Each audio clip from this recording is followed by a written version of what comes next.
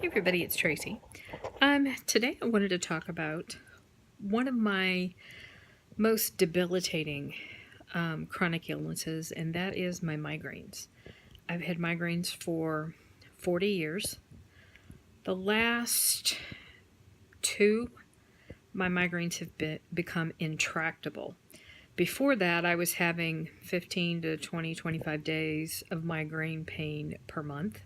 And then it just never went away. And so I had pain 24/7. And of course, in 40 years, I have tried pretty much everything. Um, every preventative, when abortives came along, abortives, dietary changes, you name it. I've done it. Even was in a migraine study one time, and nothing has been effective. Now, for the last 14 years, I'm living with an altered digestive system since I had Roux-en-Y gastric bypass. So I don't have a normal stomach, and I don't have a normal digestive tract after that. So I malabsorb. I think initially after my surgery it was about 50% of everything that I took in by mouth. Now I'm not exactly sure if it's still 50%, might be a slightly lesser percentage. Maybe my body's adjusted some. I'm not really sure, but I still malabsorb, even if it's, 40, 30, or 40%. I'm still not getting full benefit of medications that I take by mouth. Solid tablets or things, some things break down and maybe are more readily absorbable than other things. Sometimes it just depends on where in the body the medicine is best absorbed. There's certain areas that I don't have at all, like the upper small intestine. I don't have that at all. I only have a tiny pouch. I don't have normal digestive gastric juices. So things don't always work the same. And finally, all of my doctors know I've had this surgery, yet no one has commented on how does that affect medications that you take. And I finally discussed this with my neurologist, and she's like, that's a very valid point. So she did some research and discovered that there were a few medications that I could get in a liquid form, a couple of them in an infusion form. One of the ones that had been mentioned to me before, but that she brought up again, was gabapentin. Gabapentin is a medication that is used for diabetic neuropathy, so neurological pain, as well as shingles, if you have pain from shingles, which is extremely painful. They also prescribe it for fibromyalgia, but because migraines are neurological, it's also prescribed for migraine pain. And it comes in liquid form. So about 5 weeks ago, I started on liquid gabapentin. So this is the first liquid anything that I've tried orally to help stop my migraines. And it worked. It broke my intractable cycle. I went like 2 weeks with no migraine at all. And then after 2 weeks, I had 2 or 3 low-level migraines. Not bad, like 2, 3, maybe a 4 on a pain scale. But they lasted like a few hours, maybe like during a day, 12 to 24 hours, and then they stopped. And I would get a day or two break in between. But this last week, I've had 3 or 4 migraines, and they've been a lot higher on the severity scale. But aside from that, my depression has gotten much, much worse. I'm on depression medication and medication for bipolar. I have bipolar 2, and the combination of medication that I have been on has been working very well for me. No significant issues. Everything's remaining stable. And then we threw the liquid gabapentin into the mix, and everything was going downhill pretty quickly after about 2 weeks. Really bad.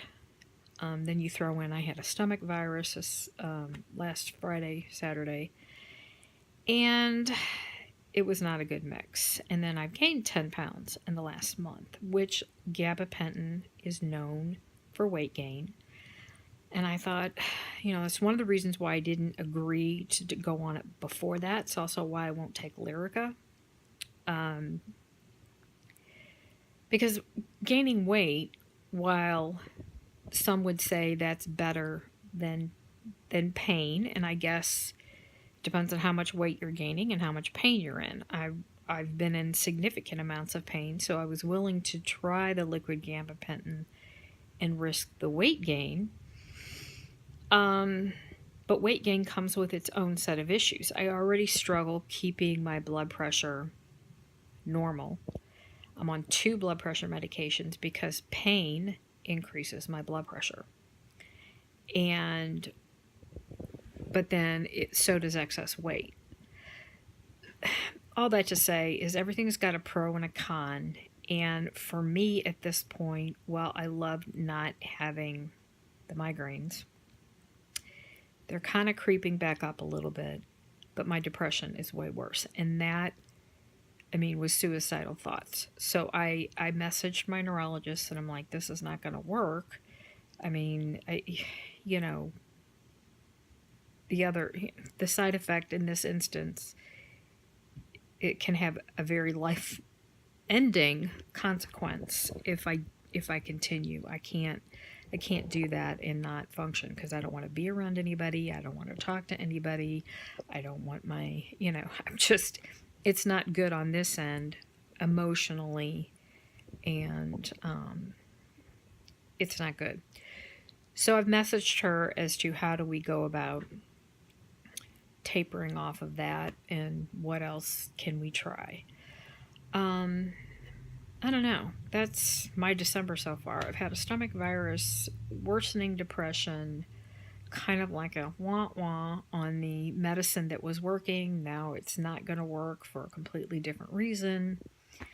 Not a great start to my December. But when you deal with chronic illness, you just kind of have to keep plugging away and figuring out what's the next step.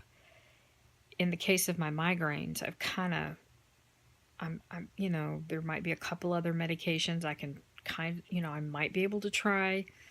They're not necessarily for migraines. They're the same class of medications that I've tried before that had no effect. And so, taking all these medications and putting all this in my body, I'm not against medications if they work. But I will not stay on a medication that does not work. I don't need to put all those chemicals and all that, mind-altering, neurological functioning, brain functioning, altering medications times multiple because I take depression and anxiety medications and bipolar medications, and then you throw in anticonvulsants or whatever classification of medication they try to put me on for fibromyalgia or my migraines or something else. It's like, it's a lot of medication. So anyway, I'm not sure what the next step's going to be. But that's my third day into December, and we're already battling with all that kind of stuff. But I'll leave a full list of my chronic illnesses down below. I haven't done a full video kind of going over each one. It would be a pretty long video, as you can tell by the list. But I probably need to do like an overview video. And then maybe at some point break it out for each individual thing and how that affects me. Maybe go into a little bit more detail about it. Some of the things that I have affect me more than others. Some are like, yeah, they're there, but it's, it doesn't necessarily cause me daily pain, or it only flares up once in a while. While it's a long list, it's not like everything is devastatingly life-altering at every moment of my day, because it isn't. But it is something that I have to be aware of, and there's things that I have to do to kind of keep those things in check. But anyway, that's for another video. So I hope you are having a great Sunday, and I will keep you posted. I got a busy week this week. Tuesday is my MRI, my abdominal MRI with contrast, to try to identify what my liver mass is. The CAT scan with contrast was indeterminate. So hopefully it's just a hemangioma and nothing more serious than that. So I'll keep you posted. Anyway, hope you have a great Sunday. Talk to you later.